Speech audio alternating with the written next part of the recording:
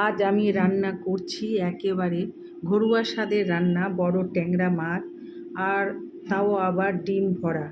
সঙ্গে আছে টক কাঁচা আম আর আলু। খেতে এমন জিভে জল আনা স্বাদ, মনে রাখবেন বহুদিন।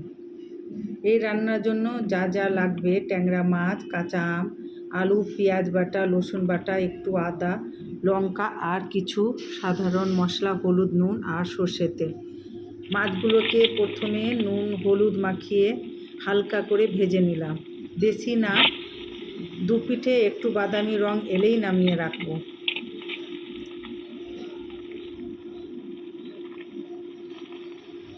দেখো, এভাবে ভেজে নিচ্ছি ট্যাংরা মাছগুলোকে।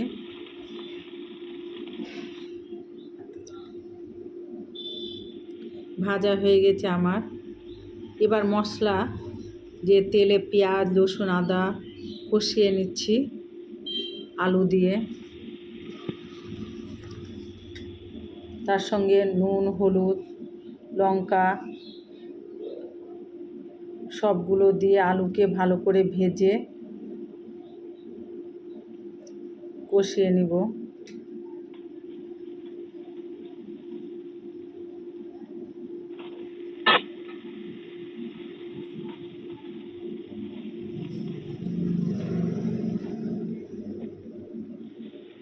কষানো হয়ে গেছে। এবার যেরকম আমি ঝোল রাখবো মাছে, ঝোলটা একটু বেশি রাখবো, কারণ টক দিয়ে মাছ রান্না করলে ঝোলটা খেতেই খুব দুর্দান্ত লাগে। ওই ঝোল দিয়েই ভাতটা খুব সুন্দর লাগে খেতে। তার জন্য আমি একটু ঝোল বেশি রাখবো। তার জন্য এই আলুটা আমি সেদ্ধ হয়েছে কিনা দেখে নিলাম। দেখার পর আমগুলো, কাঁচা আমগুলো যেগুলো ফালি করে রেখেছিলাম সেটা দিয়ে দিব। সবশেষে ভাজা মাছ ঝোলে ঢুকিয়ে দিলাম। এরপর একটু দমে রান্না করে নিব। বাস, মাছের তরকারি রেডি। এই রান্না গরম ভাত দিয়ে খেলে যে কোনো দুপুর জমে যাবে।